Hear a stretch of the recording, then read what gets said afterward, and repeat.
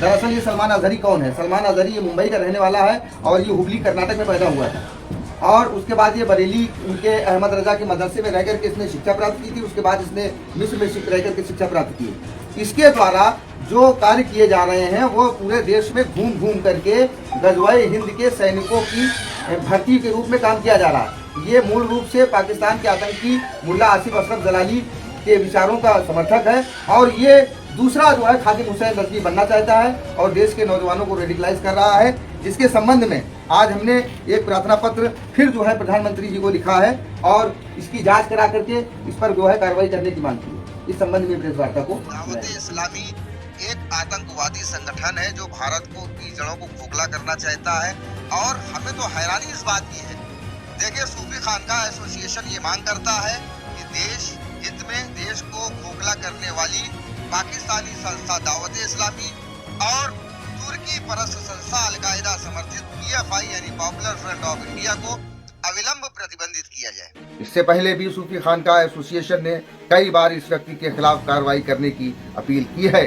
हमने आज पुनः एक पत्र केंद्रीय गृह मंत्री को और गुजरात प्रदेश के मुख्यमंत्री और डीजीपी को लिखा है। हम मांग करते हैं कि सलमान अजहरी को यूएपीए में निरुद्ध किया जाए और इसके पाकिस्तानी कनेक्शनों की जांच की जाए और साथ ही इसके जो अन्य सहयोगी जो भारत में हैं, जो पाकिस्तानी आतंकवादियों के समर्थक हैं और जो किस प्रकार से पूरे देश का माहौल खराब करना चाहते हैं, इन सारी चीज़ों की जांच कराई जाए और इस व्यक्ति को कठोरतम दंड दिया जाए ताकि ऐसे देश तोड़ने वाले तत्व अपनी हदों में रहें। और साथ ही सरकार को ये भी संज्ञान में लेना चाहिए कि जिस प्रकार एक अपराधी के समर्थन में पूरे देश में लोग सड़कों पर उतर रहे हैं, तो इसके पूर्व भी हम लोगों ने अवगत कराया था कि ये लगातार लोगों में विषगमन करके अपना आधार बना रहा है। अभी भी समय है इस पर और इसके समर्थकों के खिलाफ सख्त से सख्त कार्रवाई की जाए। धन्यवाद। दोस्तों, दुश्मनों से तो आप आसानी से निपट सकते हो, लेकिन मुनाफिकों से निपटना, बगल में छुपे हुए नागों से निपटना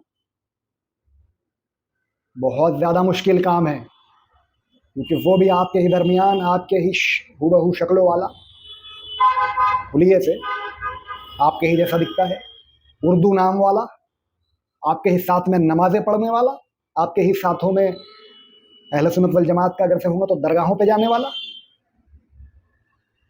या रसूल अल्लाह का नारा लगाने वाला, सरकार ख्वाजा गरीब नवाज व गौसे आदम का चाहने वाला, सब कुछ आपकी जैसा उसकी एक्टिविटी, लेकिन मुनाफिक है।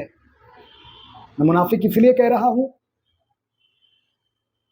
मुफ्ती सलमान अजहरी साहब को गिरफ्तार करवाने के पीछे एक मुनाफिक का हाथ है और ये भारत देश का सबसे खतरनाक आदमी है। और जब इसने ज्ञापन दिया गवर्नमेंट को कि मुफ्ती सलमान अजहरी पे निगाह रखी जाए, और उसके अलावा और भी कुछ उलमाओं के उसने नाम मेंशन किए, इन पर भी निगाह रखी जाए और इन्हें गिरफ्तार किया जाए, ये फितना फैला रहे हैं भारत देश में, वो सारे ज्ञापन और सारे उसके प्रेस नोट अभी मैं स्क्रीन पे पेश करूंगा। आते हैं मुद्दे पे। तो 4 फरवरी की रात को मुफ्ती सलमान अजहरी को डिटेन कर लिया गया। उसके बाद में कितना भयानक बवाल मचा भारत देश में, आपने भी देखा। रात 4 फरवरी की रात बहुत मुश्किल से कटी जो मुफ्ती सलमान अजहरी साहब के चाहने वाले थे। उसके बाद गुजरात पुलिस ने उनको मुंबई से उठा के सीधा गुजरात लेके गई।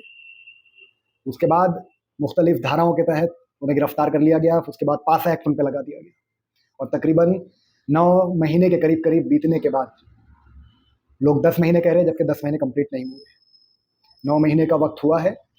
9 महीने होने के बाद में सुप्रीम कोर्ट का फैसला आता है कि मुफ्ती सलमान अजहरी की ज़ुबानों से जो जुमले निकले हैं उससे हमारे समाज में, या यूँ कहिए 2 समाजों के दरमियान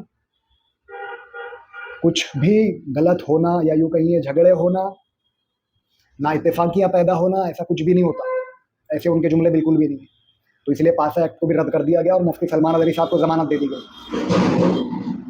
लेकिन अभी सवाल ये उठता है कि मुफ्ती सलमान अजहरी के अलावा और कौन कौन से उलमा है जिनको ये मुनाफिक फंसाना चाहता है। तो आपको अब बताता हूँ मैं वो है कौन मुनाफिक। इसके खिलाफ में मैंने और भी वीडियो पहले बनाए थे, कुछ साल पहले, कई लोगों ने देखे भी है। उसका नाम है एडवोकेट कौसर हसन मजीदी। सूफी खानका एसोसिएशन का ये राष्ट्रीय अध्यक्ष है। कई सालों से दावत इस्लामी को इसने टारगेट पे लिया। बार बार गवर्नमेंट को यह ज्ञापन देता है कि ये पाकिस्तानी संगठन है भारत में फितने फैला रहा है, इसे गिरफ्तारी से इस पर प्रतिबंध लगाई जाए, लेकिन ये कामयाब ना हो सका अब तक। और देखा जाए तो दावत इस्लामी ऐसा बिल्कुल भी कोई कार्य नहीं करता है जो देश विरोधी हो।